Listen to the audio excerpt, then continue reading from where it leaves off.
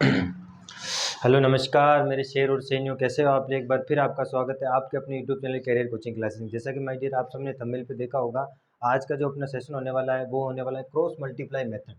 ठीक है my dear, वज्र गुणन विधि पढ़ेंगे अपन। वही दो चर वाला रैखिक समीकरण होगा, उस दो चर वाला रैखिक समीकरणों का अपन क्रॉस मल्टीप्लाई मेथड पढ़ेंगे। ठीक है, बहुत शानदार मेथड है। इससे भी उत्तर आता है जो प्रतिस्थापन विधि से आता है, जो विलोपन विधि से आता है। ठीक है, तो आप जरा पूरा सेशन जरूर देखिएगा, आपको ये वीडियो समझ में आ जाएगी। ठीक है, मैं आपको स्टेप बाय स्टेप बताऊंगा बहुत बारीकी से। ठीक है, तो सबसे पहले देखो क्या करना होता है। समय का अभाव है इसलिए अपन जल्दी जल्दी खत्म करेंगे, और आप पूरा सेशन जरूर देखना, एक बार में आपको समझ में आ जाएगा। एक मैं कराऊंगा, एक आपको होमवर्क दूंगा। ठीक है माय डियर, देखो यहाँ पर देखना माय डियर, सबसे पहले जो समीकरण नंबर 1 और समीकरण नंबर 2 दे रखी है, दो चर वाले रैखिक समीकरण में, अब उनमें क्या होता है, इधर बराबर में जीरो रखना है, बाकी सबको इधर लिया हो। तो समीकरण नंबर 1 से देखना, 2x प्लस वाई माइनस का 5 बराबर जीरो। पहले स्टेप तो ये कर दिया मैंने, फिर दूसरे में करो 3x प्लस 2y माइनस का 8 बराबर में जीरो। ठीक है, तो सबसे पहले बराबर में जीरो रखना है, सबको इधर लाना है। ठीक है, ध्यान रखना है चीज का। ओके, उसके बाद आपको क्या करना है माय डियर, उसके बाद आपको क्या करना है, देखो जरा ढंग से सुनना बारीकी से। आपको एक लंबी लाइन खींचनी है ऐसे। ठीक है, उस लंबी लाइन में आपको एक तरफ x एक तरफ y लिखना है, और एक तरफ आपको 1 लिखना है। क्या बोला मैंने, एक तरफ x एक तरफ y और एक तरफ आपको क्या लिखना है, 1 लिखना है। ओके, समझ में आ जाएगा, बहुत बारीकी से सब कुछ समझ में आ जाएगा। ठीक है, अब देखना मैं ऐसे इसको इस तरह से कर लेता हूँ। ठीक है, आपको समझाने के लिए क्या बोला मैंने, एक तरफ x एक तरफ y और एक तरफ 1 लिख लेना। ठीक है, ध्यान रखना। अब क्या माय डियर ध्यान रखना है चीज में, यहाँ पर ये जो नियम बता रहा हूँ इसको अपन 23-12 नियम भी बोलते हैं। 23-12 नियम क्या बोलते हैं माय डियर, 23-12 नियम भी बोलते हैं। थोड़ा ध्यान रखना, क्या बोलते हैं, 23-12। अब 23-12 क्यों बोलते हैं इसको, देखो इसके पीछे एक वजह बताता हूँ आपको। 23-12 इसलिए बोलते हैं, दो का मतलब देखो ये पहला, ये दूसरा और ये तीसरा, तीन ही आ रहा है। तो पहले अपन x के नीचे दूसरा वाला टर्म का गुणांक लिखेंगे, कोफिशिएंट लिखेंगे माय डियर, है ना, गुणांक। फिर 3 का मतलब तीसरा कोफिशिएंट आएगा। फिर 1 का मतलब वापस यहाँ पर 1 वाला है ना, ये कोफिशिएंट यहाँ लिखना है। फिर 2 का मतलब फिर वापस दूसरे वाले कोफिशिएंट यहाँ लिखना है। देखो इसका फॉर्मूला भी बनता है, लेकिन फॉर्मूले से बेस्ट है कि ये मेथड लगो आप। ठीक है माय डियर, तो ध्यान रखना। तो सबसे पहले मैं क्या लिखूंगा, देखो दूसरे वाले का लिखूंगा, तो दूसरा वाला कौन है, ये y का गुणांक क्या 1, तो यहाँ मैं 1 लिखूंगा। और यहाँ y का गुणांक क्या 2, तो यहाँ 2 लिख लिया। Any problem, no. देखो अब देखो सुनना, फिर क्या करना है मुझे, यहाँ पर क्या लिखना है, देखो यहाँ पर तीसरा, तीसरा मतलब कौन, ये वाले गुणांक लिखने हैं मुझे। ठीक है, इसका मतलब यहाँ लिखूंगा -5। ठीक है, ये लाइन चाहिए तो हटा दो, ये लाइन नहीं चाहिए मेरे को। ठीक है, यहाँ लिखा -5, इसके नीचे आएगा -8, तीसरा वाला हो गया। फिर वापस क्या आएगा, पहले वाला, पहले वाला मतलब 23-12 है ना, पहले वाला मतलब 2 और 3 गुणांक है, तो यहाँ लिख लिया मैंने 2 और यहाँ लिख लिया 3। ठीक है, फिर आएगा वापस दूसरे वाला, तो 1 और 2 वापस लिखूंगा, 1 और 2। समझ में आया क्या क्या मैंने। 23-12 क्यों बोला इसको, 23-12 इसलिए बोला, 2 का मतलब दूसरी टर्म का कोफिशिएंट है ना, मतलब y वाला कोफिशिएंट, और 3 का मतलब जो अचर पद रहते हैं, और 1 का मतलब जो x के जो कोफिशिएंट होते हैं वो, और वापस 2 का मतलब जो y के कोफिशिएंट आते हैं वो। ठीक है माय डियर, थोड़ा ध्यान रखना। अब क्या करना है आपको, जरा यहाँ से और चीज को देखना, क्या करना है, ऐसे गुणा करना है, ऐसे ऐसे और ऐसे। ठीक है, अब देखो क्या करना है, अब अगली स्टेप में इधर चलता है, एक एक चीज को ध्यान से समझना।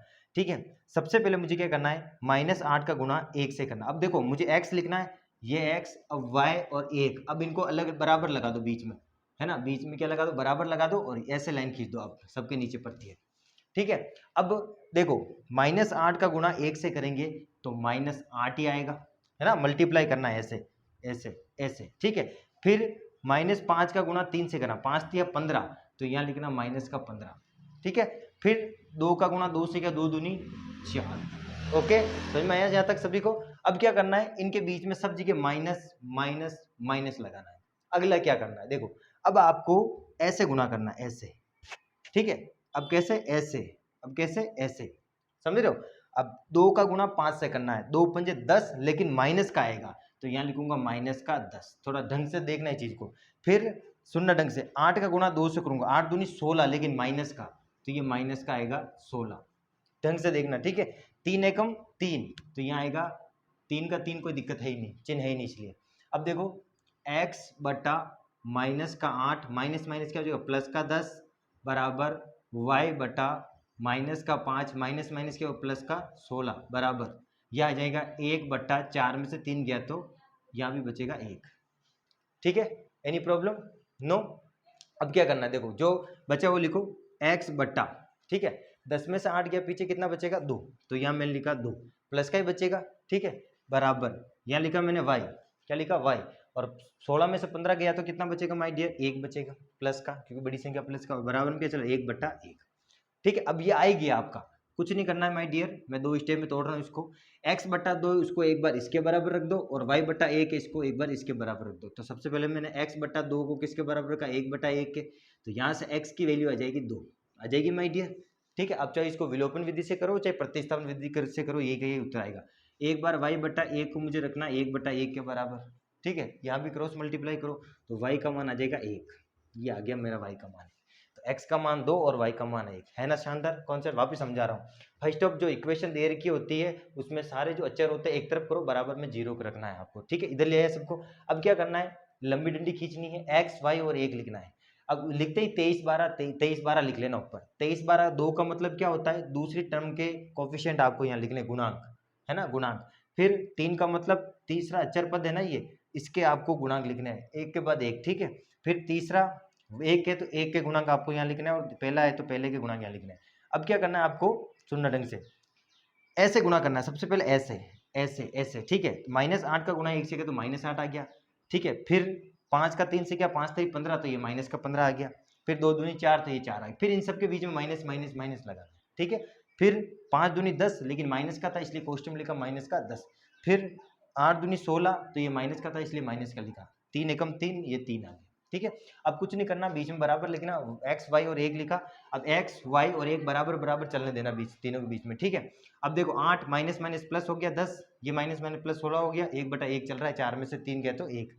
फिर x बटा यहाँ 2 बच गया, y बटा यहाँ 1 बच गया, बराबर में 1 बटा 1, ठीक है। छोटी मोटी जोड़ बाकी तो आपको आती होगी। फिर एक बार इसको 1 के बराबर रखना, एक बार इसको 1 के बराबर रखना, बहुत शानदार कॉन्सेप्ट है, ठीक है। आई होप ये आपको समझ में आएगा, स्क्रीनशॉट ले लो आप, और इसको वीडियो को अगर समझ में नहीं आए पूरा जरूर देखना ठेठ से, ठीक है, बिल्कुल कॉन्सेप्ट से आप तक समझ में आएगा। अगर और पहले वाली वीडियो नहीं देखी है तो आप जरूर देख लेना, ठीक है। अब मैं आपको एक होमवर्क दे रहा हूँ, ठीक है माय डियर, आप खुद करना उसको,